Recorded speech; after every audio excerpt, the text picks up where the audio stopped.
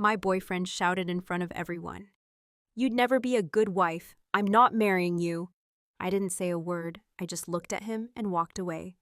Later that night, I suddenly received a message from his friend. "Do you have any idea what happened after you left?" I replied, "What?" The restaurant had those cloth napkins that always feel slightly damp, folded into swans that nobody asks for. I remember thinking about that, about how much effort someone puts into folding napkins into shapes that us diners just unfold and drop on their laps. When Marcus said it, "You'd never be a good wife. I'm not marrying you." His voice wasn't a shout at first. It built, like he'd been holding something in his chest and it grew too large. And by the end of the sentence, everyone at the surrounding tables had stopped their conversations. A fork clinked against a plate somewhere to my left. The waiter who'd been approaching with our appetizers froze mid-stride. I looked at Marcus. His face was flushed. That particular shade of red he got when he felt righteous about something. His jaw was set. His eyes, I'd loved those eyes once, their particular shade of brown that caught gold in certain light, were hard now, waiting for my reaction. I didn't give him one. I placed my napkin, the unfolded swan, beside my water glass.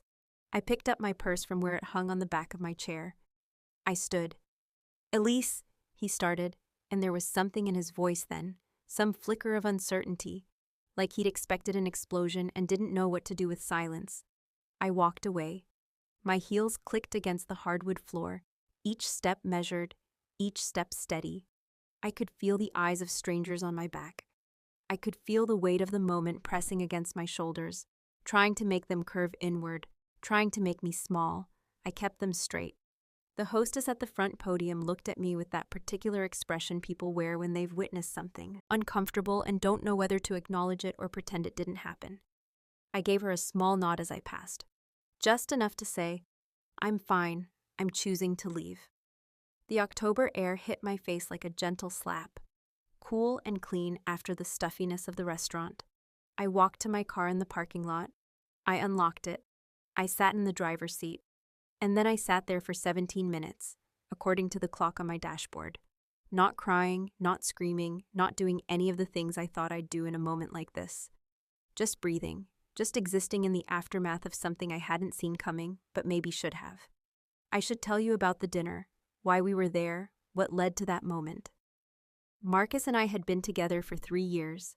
We'd met at a mutual friend's housewarming party, one of those crowded affairs where you end up in conversations with strangers because there's nowhere else to stand. He'd made me laugh. That's what I remembered most about that first meeting. He'd made me laugh until my stomach hurt, telling some ridiculous story about getting lost in Prague and accidentally joining a walking tour in German. We'd moved in together after 18 months. His apartment was bigger, closer to his office, and it made practical sense. I'd packed up my small studio with its perfect morning light and told myself I was moving forward, not giving something up. The dinner that night was supposed to be a celebration. His promotion at the investment firm. 6 months of late nights and weekend work had finally paid off, and he'd been made a junior partner. I'd bought a new dress for the occasion, deep green, the color he always said looked best against my skin. I'd gotten my hair done that afternoon. I'd been genuinely happy for him, genuinely proud. What I didn't know, what I couldn't have known, was that Marcus's mother had called him that morning. I'd learned this later, piece by piece, like assembling a puzzle without knowing what the final picture was supposed to look like. His mother had called to congratulate him on the promotion, and somewhere in that conversation she'd asked about us, about our future, about when he was planning to make an honest woman out of me. Her phrase apparently dragged from some other decade. And Marcus, for reasons I still don't fully understand, had told her he wasn't sure, that he had doubts, that he didn't know if I was wife material. His mother, being who she was, had opinions about this, strong opinions. She'd always liked me well enough to my face, but I'd sensed an undercurrent of something, not hostility exactly, but a kind of waiting, like she was reserving judgment, keeping space for the daughter-in-law she actually wanted, whoever that might be. That morning, she'd apparently told Marcus that if he had doubts, he should trust them, that a man shouldn't settle, that marriage was too important to enter into with reservations. Marcus had carried that conversation with him all day, through his celebratory lunch with colleagues, through his afternoon meetings, through the drive to the restaurant where he'd made reservations 2 weeks earlier, back when he was still excited, still certain, still the man I thought I knew. And when I'd asked him, over the bread basket and the first glass of wine, when I'd asked him if he'd thought about what his mother had mentioned at Christmas, about us getting engaged, something had cracked. You'd never be a good wife. The thing about words is that you can't take them back. You can apologize, you can explain, you can say you didn't mean it, but the words themselves exist now, out in the world, unable to be unmade. They land somewhere in the other person and take root. I drove home. Our home. The apartment that had been his and then became ours, and now felt like neither. I didn't turn on the lights when I walked in. I sat on the couch in the dark, my purse still in my lap, my shoes still on, and I waited for something. I didn't know what. Tears, maybe. Rage.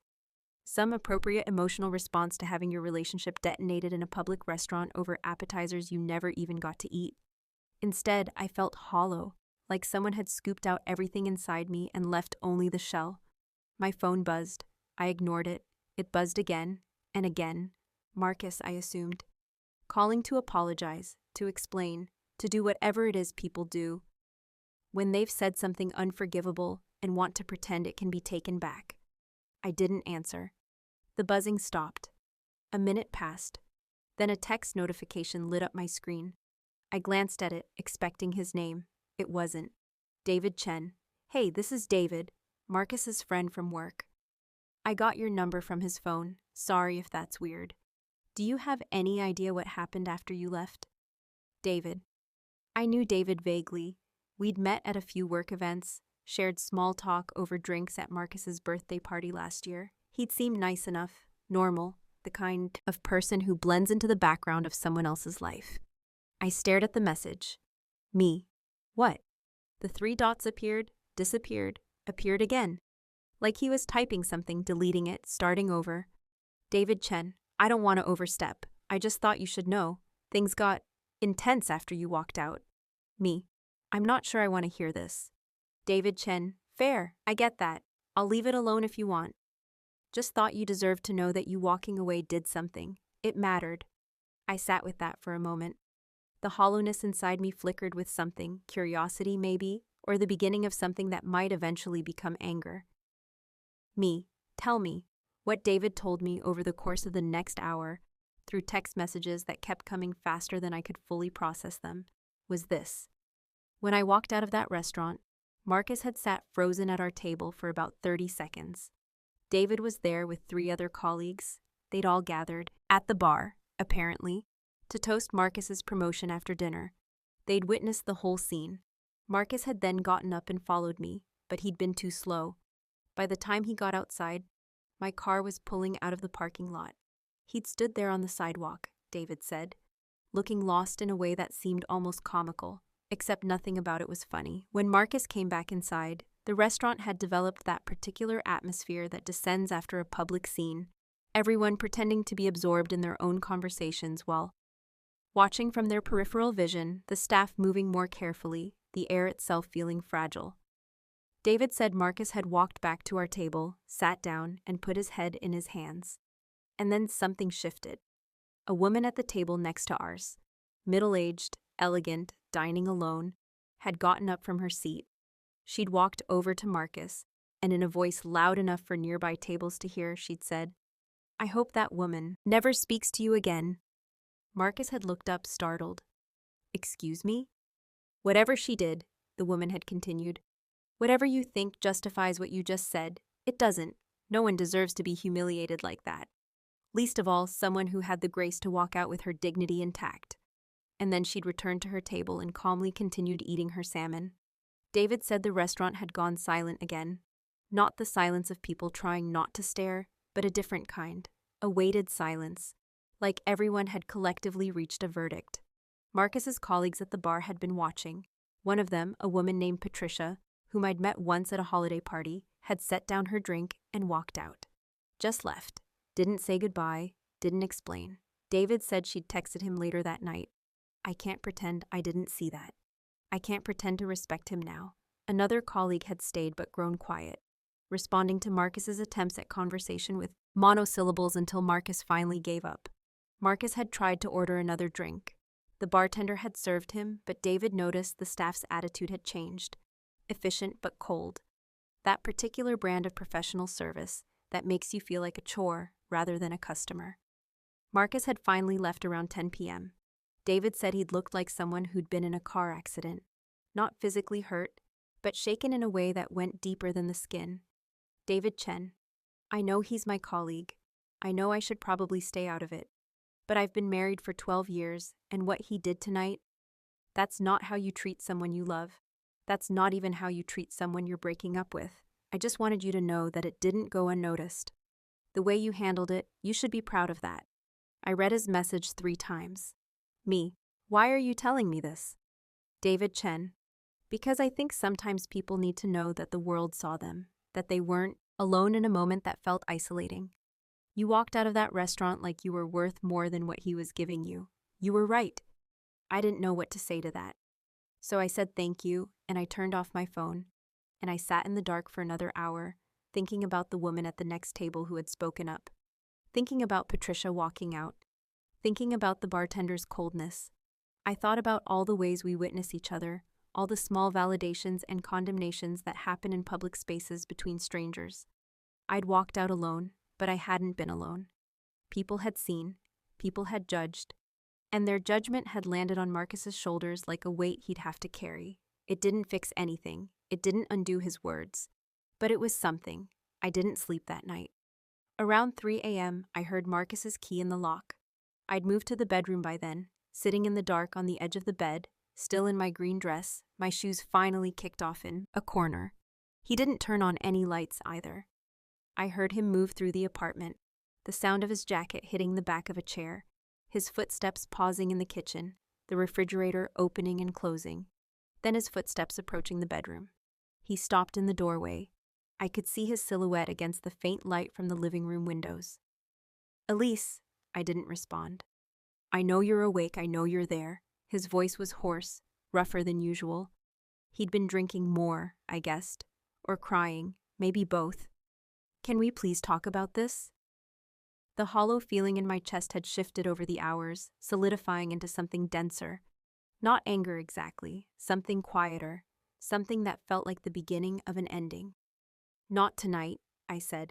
Elise, not tonight. He stood there for a long moment. Then I heard him move away, toward the couch. The cushions sighed under his weight. Silence settled over the apartment like snow. I must have slept. Eventually, because I woke up to gray morning light filtering through the curtains. Still in my dress, my neck ached from sleeping at an odd angle. I could hear Marcus in the kitchen, the coffee maker gurgling, cabinet doors opening and closing. The smell of coffee drifted through the apartment, familiar and strange at the same time. This was our routine, I realized. This was what our mornings had looked like for over a year. Coffee and quiet waking, him making breakfast while I showered, the easy domesticity of shared space. I stayed in the bedroom. Eventually, his footsteps approached again. A soft knock on the door I hadn't closed. I made coffee, he said. I sat up. My dress was wrinkled, my hair a disaster. My makeup probably smeared from whatever sleep I'd managed. I didn't care. Okay, I said. He took that as permission to enter. He looked terrible, eyes red-rimmed, a day's worth of stubble, the same clothes from the night before. He carried 2 mugs, set one on the nightstand beside me, and sat in the chair by the window. For a long moment, neither of us spoke. We just sat there with our coffee, 2 people who had shared a bed for over a year, who had talked about futures and plans and a life together, now existing in a silence that felt impassable. I'm sorry, Behash, he finally said. I looked at him, waited. I don't know why I said it, I don't know where it came from.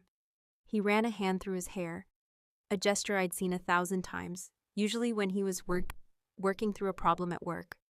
My mother called yesterday morning, she got in my head. And then you asked about the engagement thing and I just snapped, I offered. Yeah. I took a sip of my coffee. It was too hot, slightly bitter. He always made it stronger than I liked. What did you actually mean? I asked. What? When you said I'd never be a good wife, what did you mean by that?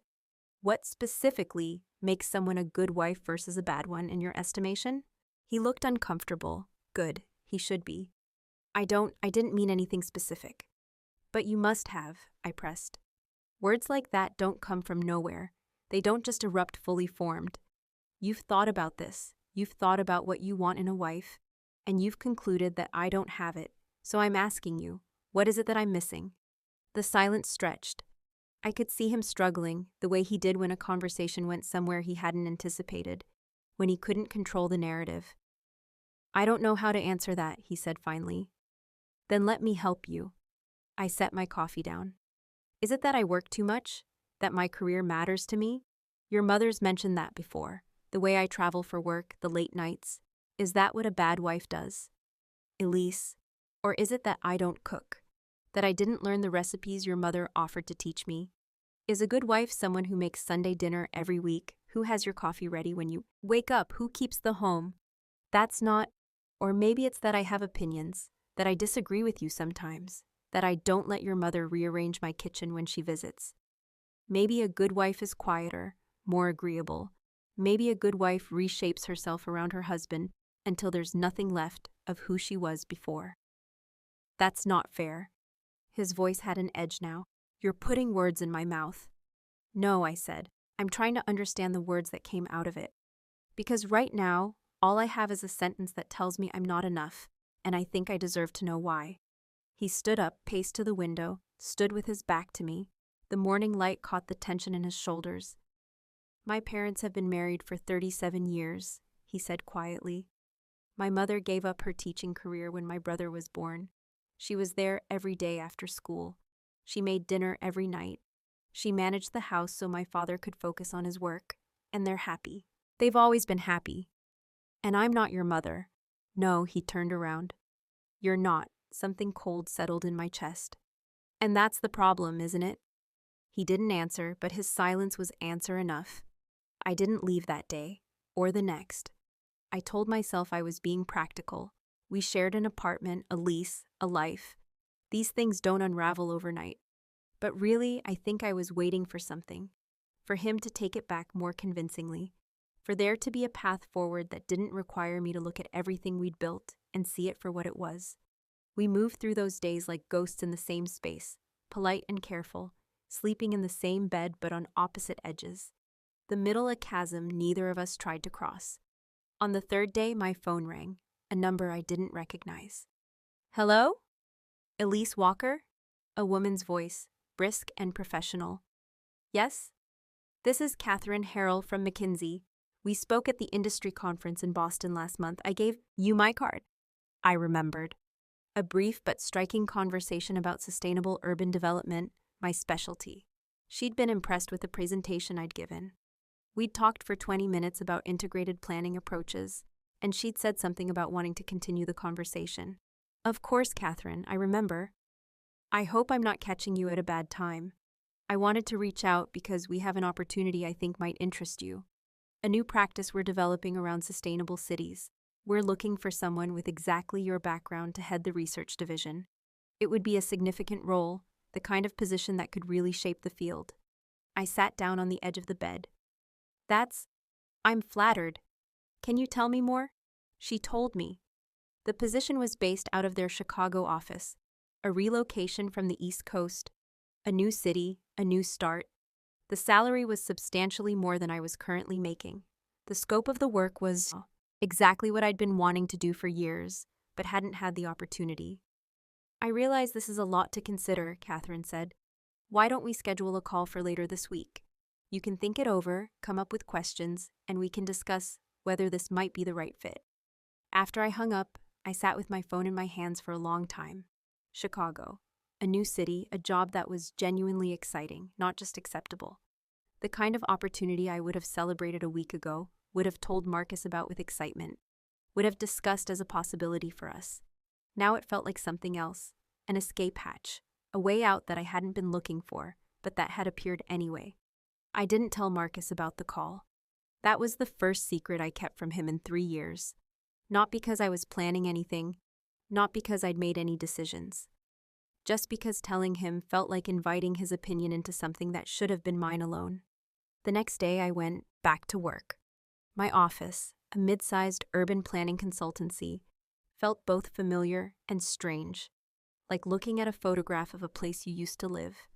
I knew every corner, every desk, every quirk of the coffee machine, but I saw it now with new eyes, eyes that were already imagining being somewhere else. My colleague and closest friend at the firm, Jasmine, found me staring out the window of my office around noon. "Hey," she knocked on my open door. "You okay? You've seemed off since you came back from that 3-day weekend." I'd taken 2 days off after the dinner. Mental health days, I'd told my boss. Not a lie. "I'm fine," I said automatically. Then, "Actually, no, I'm not fine, but I don't really want to talk about it here." Jasmine nodded, understanding. "Drinks after work?" "Yeah, drinks." We went to a bar we liked, a little place with good wine and quiet corners. I told Jasmine everything, the dinner, the words, the silence, David's messages, the days since. She listened without interrupting, which was one of the things I loved about her. When I finished, she took a long sip of her wine. "What an absolute asshole," she said finally. "Yeah. I mean, I always thought there was something off with him. The way he'd talk about your work like it was a cute hobby, the way he'd make those little comments about you being ambitious." She made air quotes. "But I didn't say anything because you seemed happy, and it wasn't my place." "I was happy," I said, "or I thought I was, now I'm not sure." Now I keep looking back at the last 3 years and seeing all these moments that I explained away, and I don't know if I was happy or if I just convinced myself I was. That's a hard thing to sit with. "Yeah." I told her about the job offer then. Her eyes went wide. "Elise, that's huge. McKinsey, running a research division, that's like your dream." "I know. Are you going to take it?" I swirled my wine. "I don't know. It would mean leaving everything, the apartment, the relationship, whatever's left of it, this city, starting over." Would that be the worst thing? I thought about Marcus's words, about being enough, about being the kind of woman who fits someone else's idea of what a wife should be. "No," I said, "maybe it wouldn't." The call with Catherine was scheduled for Friday. I spent the days in between researching the role, the practice, the team she was building. The more I learned, the more it felt like something designed specifically for me. The focus on community-centered planning, the emphasis on environmental justice, the opportunity to build something new instead of just maintaining something old. Thursday night, Marcus tried again. We were eating dinner, takeout, neither of us willing to cook, barely willing to eat together, but going through the motions anyway. He set down his fork. "I've been thinking," he said, "maybe we should see someone, a couples therapist, to work through this." I looked at him. "Why?" "Because I don't want to lose you, because what I said was wrong, and I know it was wrong, and I want to find a way back from it." That's not what I asked. I kept my voice level. I asked why. Why do you want to stay in this relationship? What is it about me, specifically me, Elise, that makes you want to work this out? He opened his mouth, closed it. "I love you," he said finally. It sounded like the right answer, but not like an answer that meant anything. "Do you? Or do you love the idea of having someone? Do you love me, or do you love not being alone?" That's not fair. Maybe not, but I'm tired of being fair. I'm tired of being understanding and accommodating and careful. You said I'd never be a good wife, Marcus. In front of a restaurant full of strangers, you announced that I don't meet your standards. And now you want me to go to therapy with you so we can work through your issues with my inadequacy? That's not... Let me ask you something. I pushed my plate away. If I got a job offer tomorrow, a dream opportunity, the kind of thing I've worked my whole career toward, but it was in another city, it would mean leaving. Would you come with me? The silence that followed was its own answer. "I have a lot here," he said slowly. "My family, my career. I just made partner. You can't expect me to... I'm not expecting anything. I'm just asking a question." I stood up. "You wanted to know what a good wife is, remember? Someone who would give up her career to follow her husband. Someone who would rearrange her entire life to fit into his. You want that, Marcus. You've always wanted that. And I'm not that person. I never was. Elise, I think we're done." The words came out more calmly than I felt.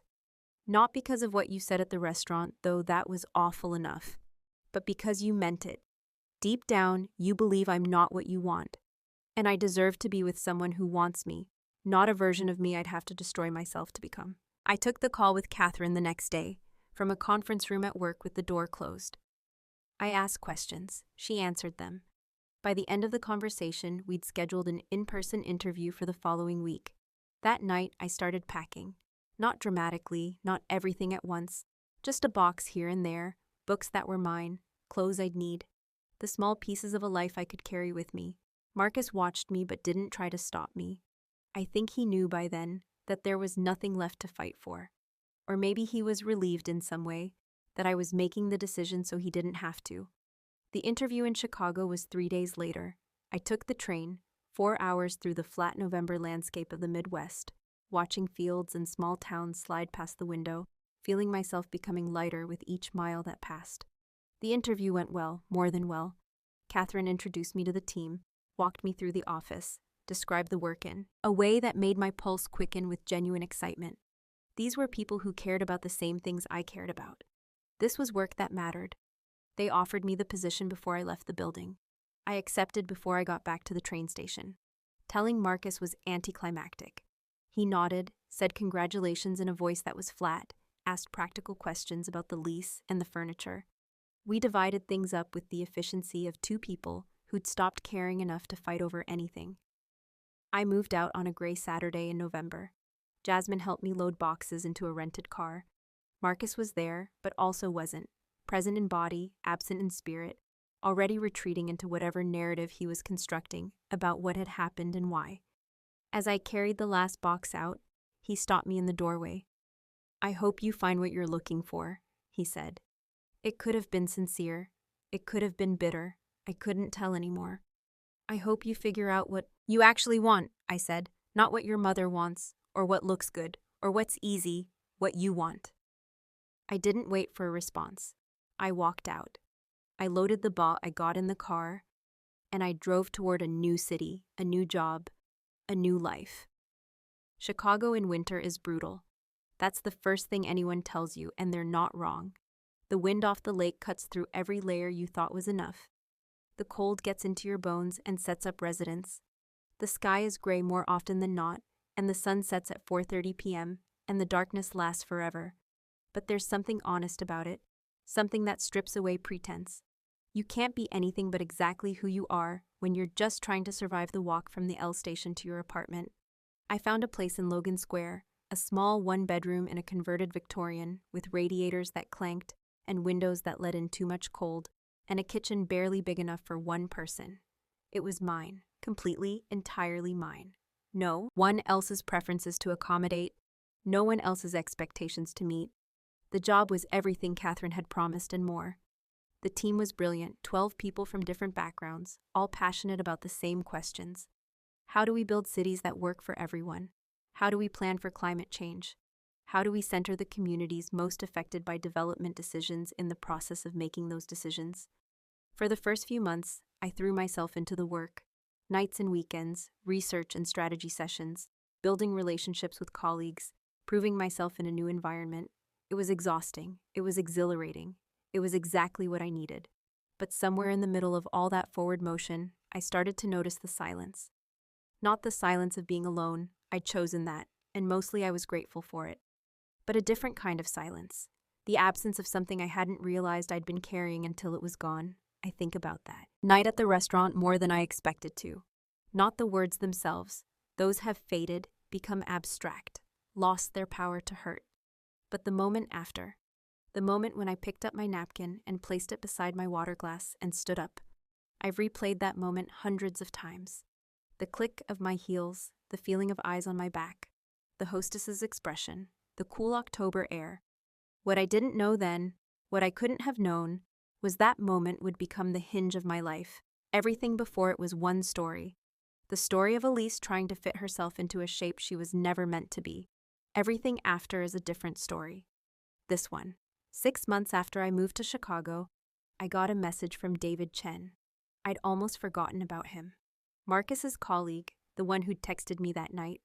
We'd exchanged a few messages in the weeks after I left, but then lost touch in the way people do when the only thing connecting them is a moment of crisis. David Chen, "Hey, I hope this isn't weird to reach out. I've been thinking about you and wondering how you're doing. I heard through the grapevine that you moved to Chicago, Sounds like things are going well? I stared at the message for a while. It was weird, a little, but also not entirely unwelcome. Not weird. I'm good, actually. Better than I expected. The job is amazing and the city is growing on me. How are things at the firm? David Chen. Complicated. A lot has changed since you left. Marcus isn't doing great, honestly, but that's not why I'm reaching out. I'm going to be in Chicago next week for a conference. Would you want to grab coffee? No pressure, just thought it might be nice to catch up. I considered it. There was something strange about the idea of meeting this person who had witnessed one of the worst moments of my life, who had reached out in the aftermath with unexpected kindness, but also something appealing about it. A chance to be seen by someone who understood where I'd come from. Me. Sure, let me know when you're free. We met at a coffee shop in the Loop, one of those sleek modern places with pour-overs and avocado toast. David looked exactly as I remembered. Average height, dark hair, a kind face that didn't call attention to itself. The kind of person you might not notice in a crowd, but who would remember every detail of your conversation. You look good, he said, sliding into the seat across from me. Happy, or at least happier. I am, mostly. I wrapped my hands around my coffee. It's still an adjustment, but I'm starting to feel like this is where I'm supposed to be. That's great, I'm really glad to hear it. We talked about the work, his conference, my projects, the satisfaction of doing things that matter. He asked good questions, listened carefully, seemed genuinely interested in the answers. I found myself relaxing into the conversation in a way I hadn't expected. Eventually, the topic turned to Marcus. You said things have been complicated at the firm, I said. What's going on? David hesitated. I'm not sure how much you want to know. I'm not sure either, but I think I'd rather know than wonder. He nodded. Fair. So after you left, things got rough for him. Not at work, exactly. He's still good at his job, still performing, but socially. That night at the restaurant did something to his reputation. People talk, you know? The partners' wives heard about it, other colleagues. The whole "you'd never be a good wife" thing became kind of a thing. A thing? Like a running joke almost, but not a kind one. Don't pull a Marcus when someone's being an asshole, that kind of thing. And Patricia, you remember Patricia? She made it clear she wanted nothing to do with him. She's senior enough that it matters. It's affected his trajectory, I think. Not formally, but in the ways that count. I didn't know how to feel about that. Part of me was satisfied, a small, petty part that I wasn't proud of but couldn't deny. Part of me felt nothing at all, and part of me felt something that surprised me. Pity. What about personally? I asked. He dated someone for a few months, a woman from his mother's church apparently, very traditional, very much what his mother always wanted for him. David paused. It didn't work out. I think he realized he doesn't actually want what he thought he wanted. Funny how that works. Yeah. David looked at me with an expression I couldn't quite read.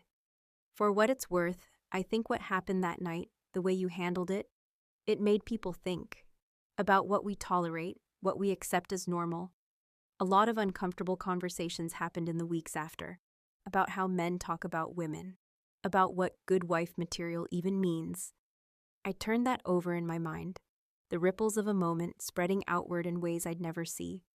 I didn't mean to start anything, I said. I just didn't have the energy to fight.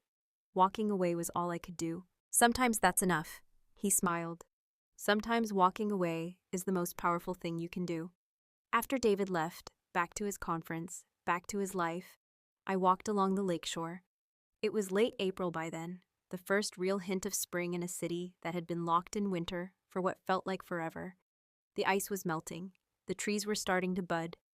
People were emerging from hibernation, their faces turned toward the sun with something like hope. I thought about power, about the different forms it takes. There's the power of words, the ability to name things, to define them, to shape how others see reality. Marcus had tried to use that power against me, had tried to define me as something less than what I was. There's the power of action, the ability to do things, to make things happen, to change the world.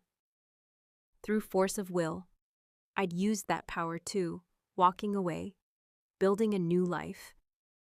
But there's another kind of power, one I was only beginning to understand, the power of refusal. The power of simply declining to engage, to argue, to justify yourself. The power of walking away from a situation that doesn't serve you, even when everything in you wants to stay and fight. I hadn't said a word to Marcus that night, not one word of defense or explanation or anger. And somehow, that silence had been louder than any argument I could have made. The thing about starting over is that it doesn't happen all at once. It happens in small moments, scattered across days and weeks and months. The first time you wake up without thinking about the person you left. The first time you laugh without hearing their voice in your head, telling you you're too loud. The first time you look in the mirror and see someone you recognize, someone you've missed. For me, that moment came on an ordinary Tuesday in June. I was presenting to a community board in Englewood, a neighborhood on the south side that had been historically underserved, redlined, neglected. We were proposing a new approach to transit development, one that would bring better access without the displacement that so often followed. It was delicate work, important work. The room was skeptical, as they had every right to be. They'd been promised things before and watched those promises evaporate. Why should this time be any different? I listened to their questions, their concerns, their stories. A woman who'd lived in the neighborhood for 60 years, watching it change and not always for the better. A man who ran a small grocery store, worried about whether he'd be able to keep his lease. A young mother who just wanted her kids to have a better commute to school. And when it was my turn to speak, I didn't give them a sales pitch. I didn't try to convince them of anything. I just told them the truth. That I couldn't promise outcomes, that I could only promise process. That their voices would be central to every decision. That I would fight for their interests not just in the planning stages, but in the implementation. That I would keep coming back, keep listening, keep showing up. After the meeting, the woman who'd lived there 60 years approached me. "You mean it," she said. It wasn't a question. "I do." She nodded slowly. "Then we'll see. We'll see if you're as good as your word." Walking to my car afterward, in the warm summer evening, I felt something settle into place. Not accomplishment exactly, the work was just beginning and there were no guarantees.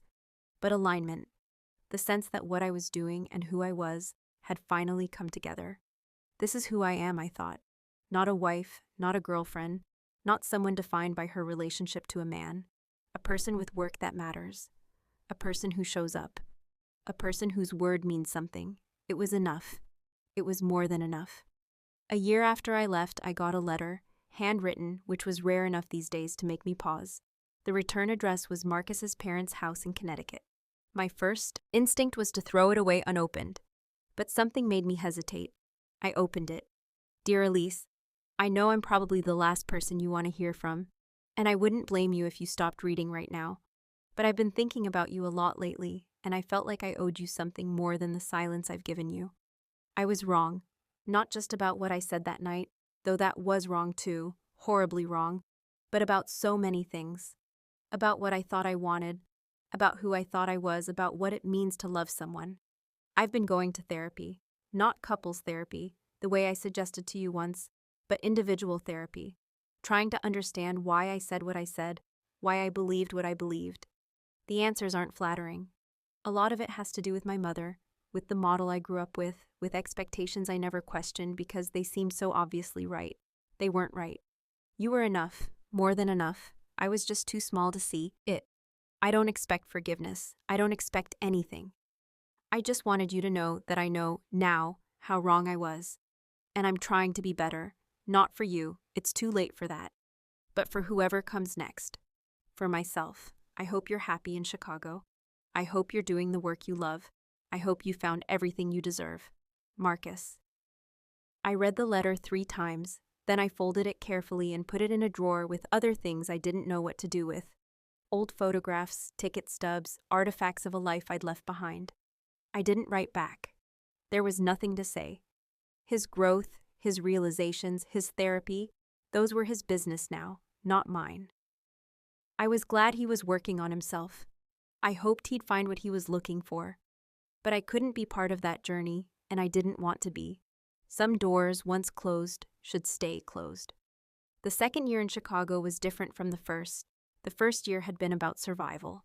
proving myself at work, building a life from scratch, learning how to be alone after so long being part of a pair. The second year was about something else, settling in, putting down roots, becoming part of something larger than myself. I made friends, real friends, not just colleagues.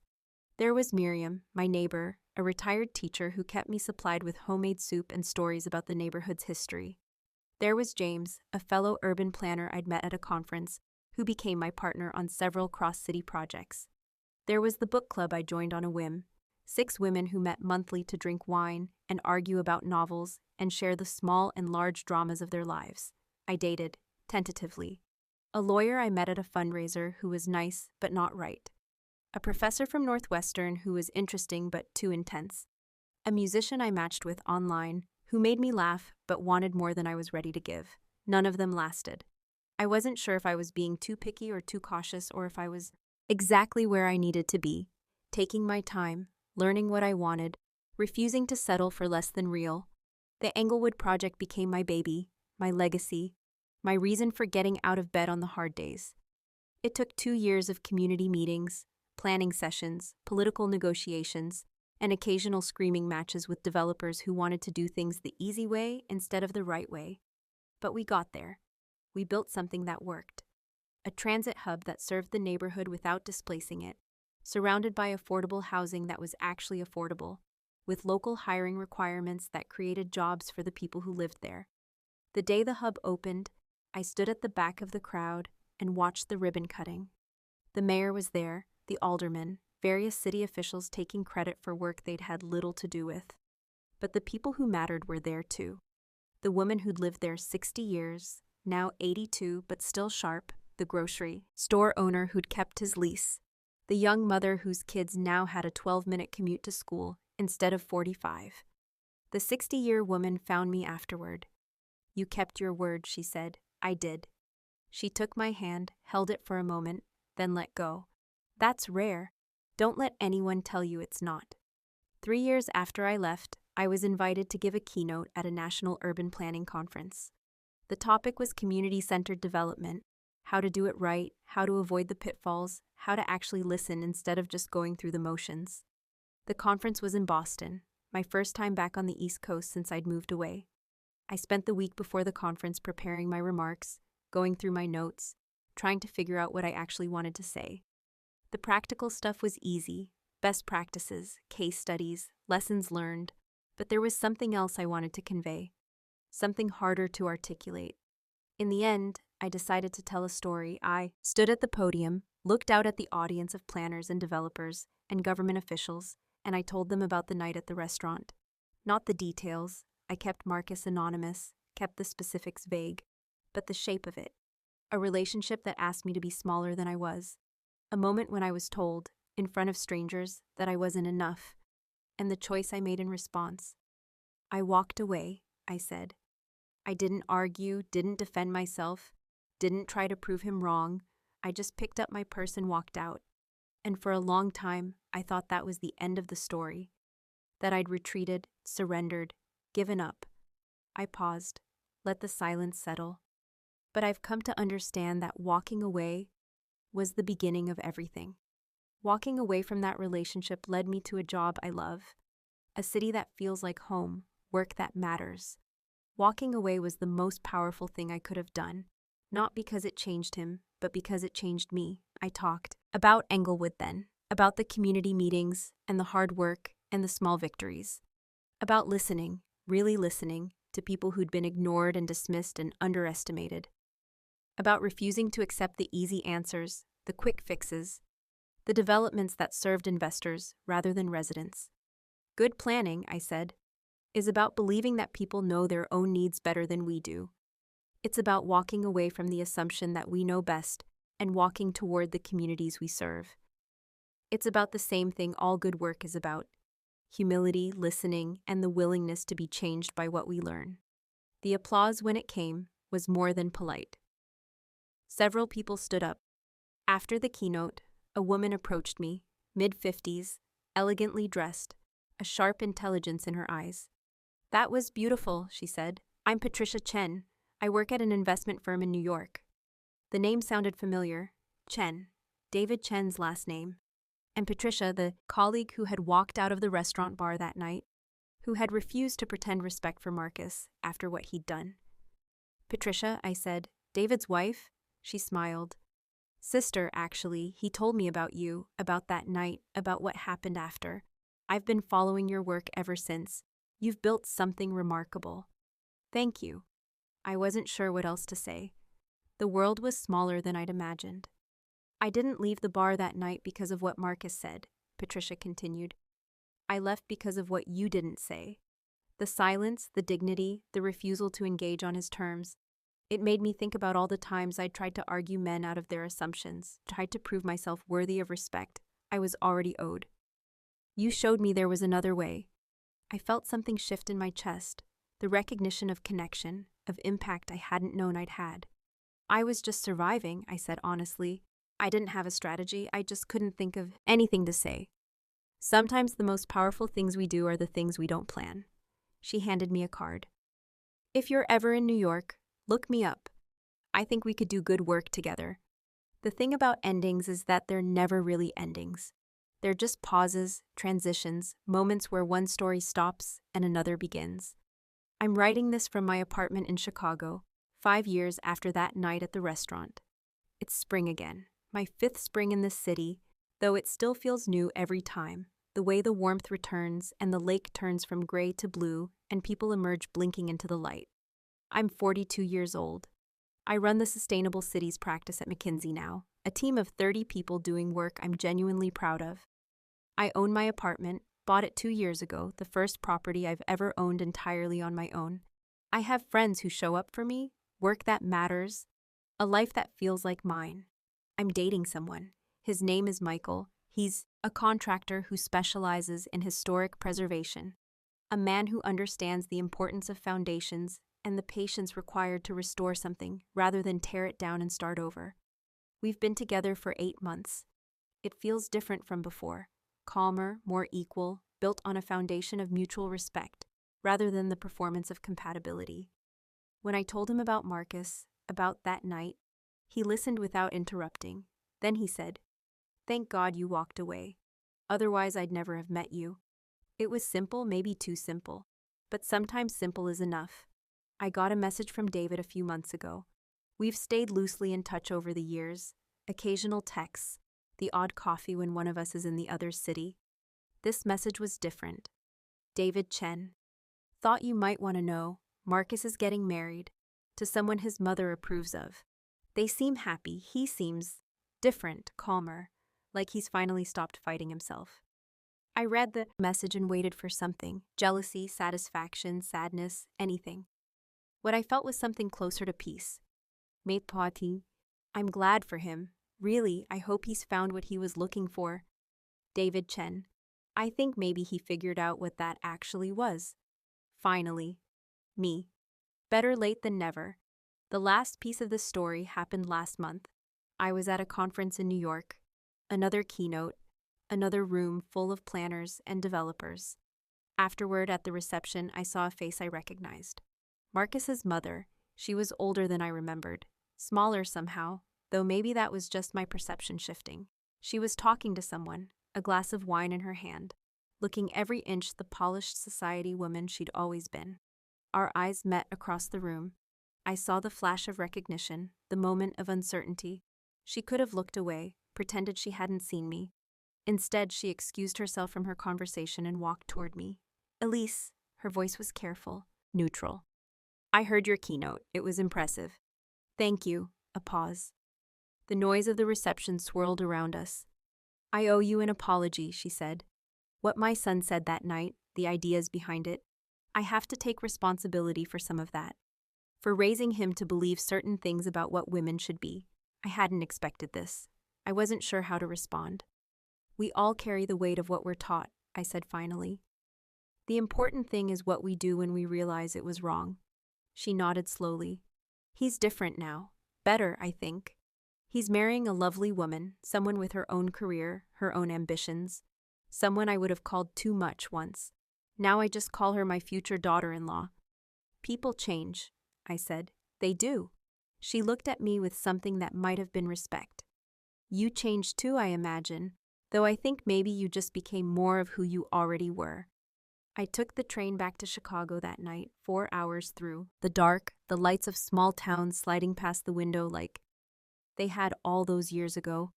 But I wasn't the same person who'd made that journey the first time. I wasn't running from something. I was returning to something. A life I'd built, a home I'd chosen, a future I was creating day by day.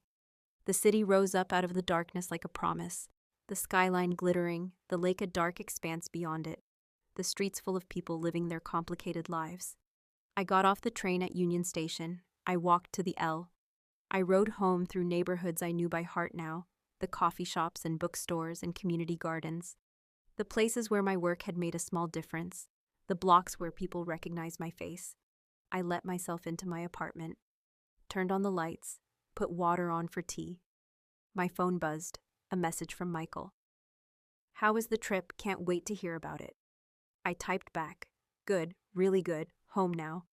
Then I stood at the window, looking out at the city, and I thought about that night 5 years ago, the restaurant with its damp cloth napkins, the words that had tried to define me, the silence that had saved me. You'd never be a good wife. Maybe he was right. Maybe I was never meant to be the kind of wife he wanted. Quiet, accommodating, small. Maybe the version of me that could have been that person doesn't exist, never existed, was only ever a fiction I tried to write myself into. But I'm good at other things. Good at my work. Good at showing up for people. Good at listening, at learning, at admitting when I'm wrong. Good at building things that last. And I'm learning to be good to myself too. To believe that I'm enough, not in spite of my ambitions and my opinions and my unwillingness to shrink, but because of them. The tea kettle whistled. I poured the water, watched the steam rise, felt the warmth of the mug in my hands. Tomorrow I'll go to work. I'll sit in meetings and make decisions and fight for the things I believe in. I'll come home and maybe Michael will be there. Or maybe I'll have the evening to myself. Both options equally good. I'll eat dinner and read a book and sleep in my own bed, in my own apartment, in my own life. It's not the ending anyone would have predicted that night at the restaurant. It's not a story about revenge or vindication or getting the last word. It's just a story about walking away, about choosing yourself when someone tells you you're not enough, about the quiet power of refusal and the life you can build on the other side. Sometimes that's all a story needs to be. Last week, I ran into the woman from the restaurant, the one who had spoken up, who had told Marcus that I deserved better. I didn't recognize her at first. 5 years changes people, and I'd only seen her face for a moment. But she recognized me. "You're the woman from that restaurant," she said. We were at a fundraiser for affordable housing, both reaching for the same canapé. The green dress, the man, who said terrible things, you just walked out. That was me. "I've thought about you," she said. "Wondered what happened to you, whether you were okay." "I'm better than okay," I said. "I'm exactly where I'm supposed to be." She smiled. "Good, that's what I hoped. That's what I told myself every time I thought about that night, that you'd landed somewhere good." "Thank you," I said, "for speaking up, for saying something I didn't know anyone had until after." "Sometimes we witness each other," she said. "Sometimes that's all we can do, but it matters. It always matters." We talked for a while longer, about her work, about mine, about the strange ways lives intersect and diverge. When she left, she pressed my hand. "Keep walking," she said. "Keep walking toward the things that matter." "I intend to,"